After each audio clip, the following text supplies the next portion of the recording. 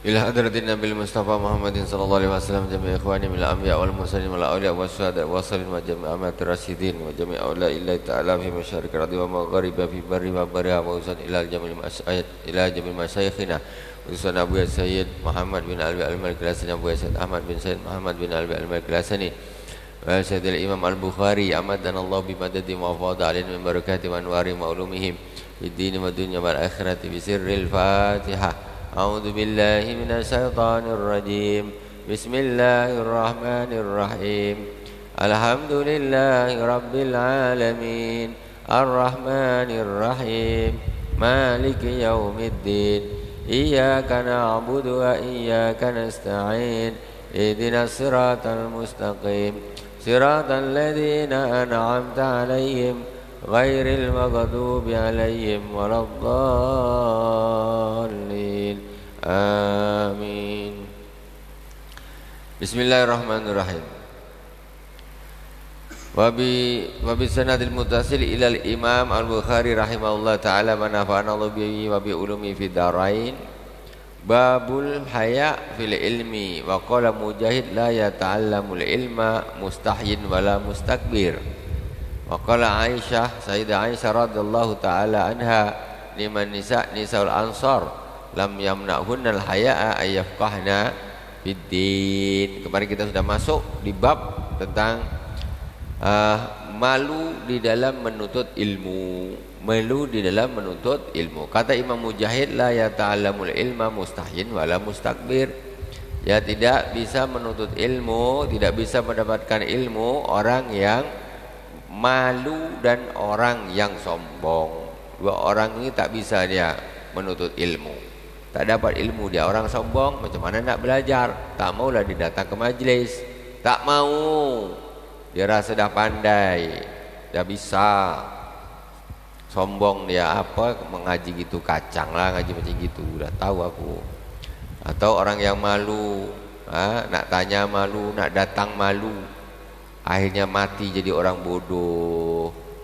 Wa qala Aisyah radhiyallahu taala anha ni'man nisaul ansar lam yamna'hunnal haya ayafqana fid din.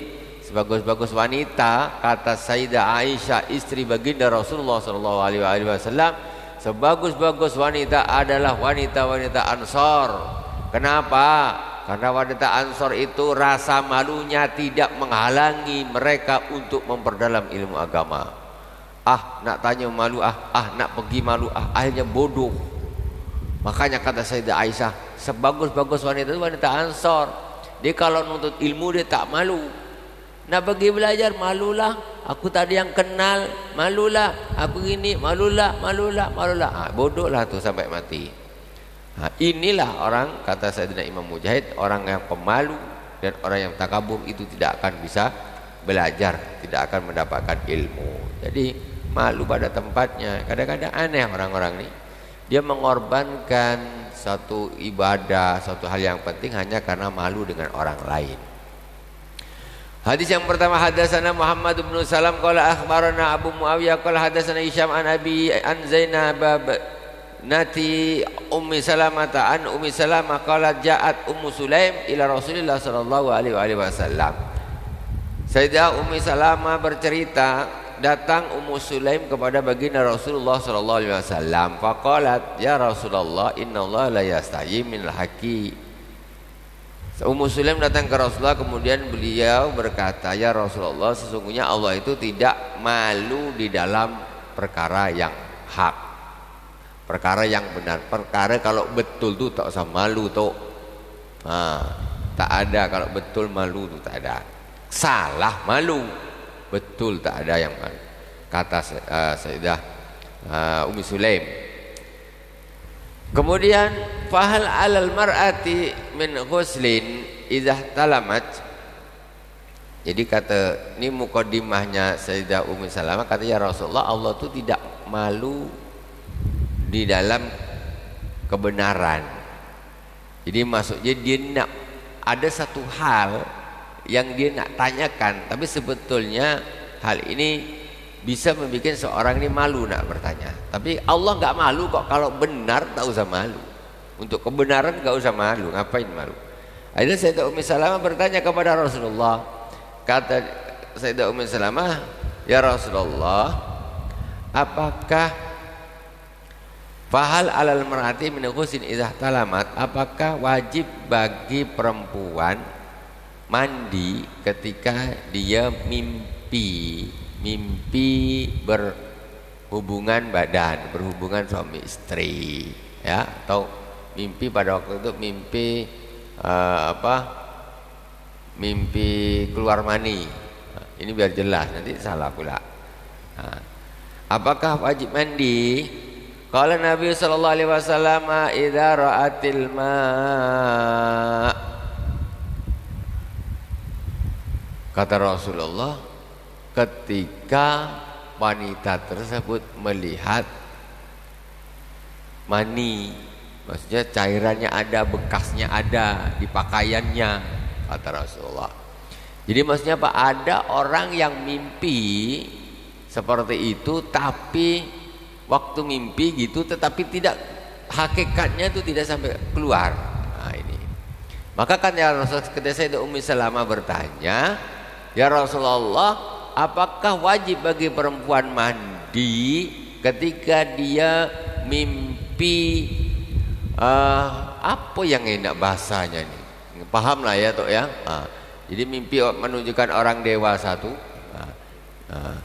Ini kata Rasulullah SAW, iya kalau dia lihat air, maksudnya air itu sperma. Kalau memang ada bekasnya di pakaian, mandi. Kalau tak ada, tak mandi. Maksudnya gitu. Jangan, tadi malam aku mimpi lah. Tapi tak basah, maksudnya tak ada bekas di pakaian, tak ada. Ya tidak wajib mandi. Yang mewajibkan mandi itu bukan mimpinya, tetapi keluarnya air mani. Itu yang mewajibkan mandi. Jadi, kalaupun malam hari dia bermimpi, di dalam mimpinya dia mengeluarkan mani, tetapi secara realita hakikatnya dia tidak mengeluarkan mani, maka itu tidak wajib mandi. Nah ini bukan bahasa, bukan jorok, ini biar terang, biar jelas. Kadang-kadang orang nggak paham. Tadi malam aku udah mimpi, padahal hakikatnya tidak basah, tidak keluar di zahirnya, cuma dalam mimpinya aja. Ini macam mana ya, mandi tak ya? Tidak mandi, ya. Gitu. Jadi syaratnya yaitu ketika ada bekasnya, ada air maninya ada keluar. Kemudian idza ra'at faqatat Ummu Salamah ta'ni wajhaha. Setelah Rasulullah jawab gitu, Sayyidah Ummi Salamah dia menutup wajahnya, ya kan agak malu juga. Nanya kan, ini maksudnya hal ini kan, tengoklah Rasulullah kan ditanya. Hal yang seperti ini kan semacam hal-hal yang istilahnya ini sangat ya untuk ditanyakan agak riskan sedikit. Tetapi karena ini kebenaran, akhirnya Sayyidah Ummu Salamah tetap bertanya kepada Rasulullah. Kemudian setelah dijawab Rasulullah, kalau dia melihat air, ini kiasan.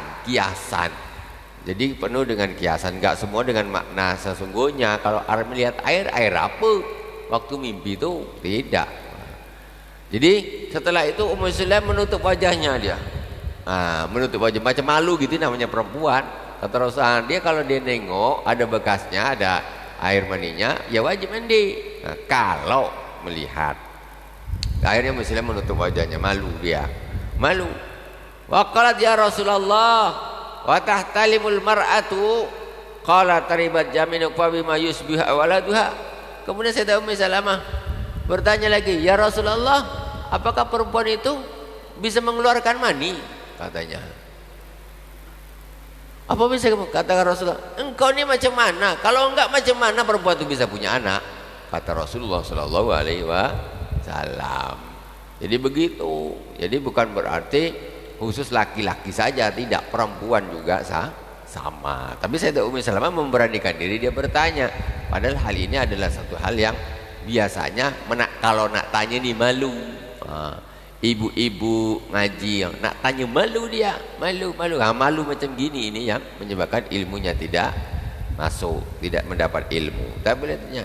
Ini salah satu contoh bagaimana keberanian Sayyidah Ummu Sulaim bertanya langsung kepada baginda Rasulullah Sallallahu Alaihi Wasallam. Bukankah setelah beliau bertanya, akhirnya sekarang menjadi pelajaran kita sampai sekarang. Jadi perempuan-perempuan zaman sekarang ini jadi tahu. Ketika Sayyidah Ummu Sulaim dulu pernah tanya kepada Nabi ini begini, ini menjadi satu hukum. Menjadi satu hukum diriwayatkan oleh para sahabat-sahabat sampai tabi'in sampai kita sekarang ini. Hadis berikutnya wa bi ilai qala hadatsana Ismail qala hadatsani Malik an Abdullah bin Dinar an Abdullah bin Umar anna Rasulullah sallallahu alaihi wasallam qala inna minas syajari sajaratan la yasqutu waraqwa wa ya masalul muslim wa ya matalul muslim hadithuni ma yafawaqa an-nasu fi syajaril badiyah wa waqa'a fi nafsi anna an-nakhlah qala Abdullah fastahyaitu wa qalu ya Rasulullah akhbirna biha fa qala Rasulullah sallallahu alaihi wasallam ya an-nakhlah qala Abdullah fahaddastu abi bima waqa'a fi nafsi fa qala la an takuna qultaha ahabbu ilayya min an yakuna li kadza wa kadza. Ini ada satu kisah lagi. Kisah ini diriwayatkan oleh Sayyidina Abdullah ibni Umar. Jadi dari Sayyidina Abdullah bin Umar. Sesungguhnya Rasulullah Sallallahu Alaihi Wasallam pernah sedang ngumpul dengan sahabat. Rasulullah Sallallahu Alaihi Wasallam bersabda, sesungguhnya ada satu pohon yang pohon itu daunnya tidak gugur. Wahya masalul muslim itu seperti perumpamaannya seorang muslim. Hadisuni mahya, coba sebutkan pokok apa, kata Rasulullah. Ini para sahabat banyak. Rasulullah sedang bercerita tentang pohon itu. Kemudian Rasulullah bertanya, ayo yang tahu siapa, coba yang tahu siapa, jawab yang tahu siapa. Fawaqana fi sajaril badiyah. Jadi orang-orang ini di dalam hati para sahabat ini, di dalam hatinya masing-masing ini kayaknya pokok-pokok hutan ini kayaknya sahabat. Tapi nggak ada yang jawab, nggak ada yang jawab, diam semua di dalam hati aja kayaknya ini pokok hutan, pokok-pokok di hutan nih. Fawaqa bi nafsi an-nakhlah. Kemudian Sayyidina Abdullah bin Umar di dalam hati ini pokok kurma nih. Menurut Sayyidina Abdullah bin Umar ini pokok kurma nih. Tapi dia malu tidak menyampaikan. Rasulullah sudah tanya, ayo yang tahu siapa, sebutkan, ayo. Masing-masing di dalam hatinya menyimpan masing-masing jawaban. Sayyidina Abdullah bin Umar menyimpan jawaban, ini pokok kurma nih. Sudah ditanya sama Rasul, yang tahu siapa, sudah disuruh, tapi dia tidak menjawab. Diam. Akhirnya kalau Abdullah fastahyaitu. Jadi kata Sayyidina Abdullah, aku pada waktu itu malu. Sehingga maka aku tidak sampaikan kepada baginda Rasulullah SAW. Aku malu pada waktu itu. Faqalu ya Rasulullah akhbirna biha. Akhirnya para sahabat ini tak nak jawab, malah tanya balik. Ya Rasulullah, kasih tahu kami lah pokok apa tuh ya Rasulullah, kasih tahu kami. Sahabat. Faqala Rasulullah sallallahu alaihi wasallam ya an-nakhlah. Kata Rasulullah SAW, itu adalah pokok kurma, kata Rasulullah. Nakhlah. Faqala Abdullah. Jadi Abdullah bin Umar tadi, Sayyidina Abdullah bin Umar kata, betul nakhlah, katanya betul seperti yang ada dalam hatiku. Fahadastu abi bima waqa bi nafsi. Kemudian aku ceritakan kepada ayahku, yaitu Sayyidina Umar. Sayyidina Umar ayahnya Sayyidina Abdullah. Dia bercerita kepada Sayyidina Umar bin Khattab, ayah, sebetulnya tadi di dalam hatiku tuh sudah itu jawabannya. Dia cerita sama Sayyidina Umar. Sudah itu jawabannya. Faqala la antakuna qultaha ahabbu ilayya min an yakuna li kadza wa kadza. Apa kata Sayyidina Umar bin Khattab radhiyallahu taala anhu kepada putranya? Seandainya engkau mau menjawabnya tadi di hadapan Rasulullah sallallahu alaihi wasallam, maka itu aku lebih suka daripada aku memiliki macam-macam. Ini pilihnya, ini punya harta banyak lah, misalnya punya macam-macam. Aku lebih suka tadi kalau kau jawab. Maksudnya apa? Sayyidina Umar radhiyallahu taala anhu ini dia lebih suka dan berharap anaknya ini jangan malu di dalam bab menuntut ilmu. Ditanya banyak murid-murid kayak gitu. Tanya, "Ya ini apa nih?" Dia tahu tapi tak berani jawab. "Iya apa tidak Pak Guru?" Ini bilangkan nih hadis Rasulullah nih, tak boleh gitu. Tidak boleh gitu. Jawab saja, betul salah jawab. Tapi kalau ini dia dah tahu dah betul. Kata dia, aku malu nak jawab karena Sayyidina Abdullah bin Umar waktu itu dia muda. Di antara para sahabat, Sayyidina Abdullah bin Umar ini muda. Dia anaknya Sayyidina Umar bin Khattab. Apa tak muda? Di sini orang tua-tua tadi dia muda. Masa kata dia, aku paling muda, aku pula yang jawab. Yang tua-tua diam-diam semua nih. Jadi aku malulah, tak jadilah. Setelah itu kata, bilang sama Sayyidina Umar, kau kenapa diam aja? Kau tahu jawabannya dah betul, kau diam. Sebetulnya aku lebih suka kalau kau terus terang kau katakan tadi daripada aku punya macam-macam ini, punya itu dan lain sebagainya.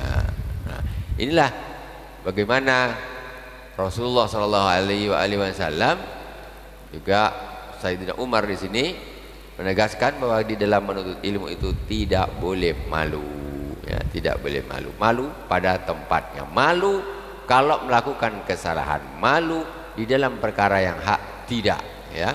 Innallaha la yastahyi minal haq. Sesungguhnya Allah tidak malu di dalam perkara yang hak. Babu man istahya fa amara ghairahu bisual. Bab ini kan sekarang kita sedang bab ilmu nih. Tapi nanti ini untuk bab yang ke depan. Bab menerangkan tentang barang siapa yang malu dan menyuruh orang sebelahnya untuk bertanya yang lain. Kadang-kadang biasanya ibu-ibu lah kalau ngaji gini, dia nak tanya malu, ngoper ke sebelahnya, biar ini tanyakan. Ini babnya besok. Babnya besok. Tengoklah Rasulullah, semuanya perkara itu diatur.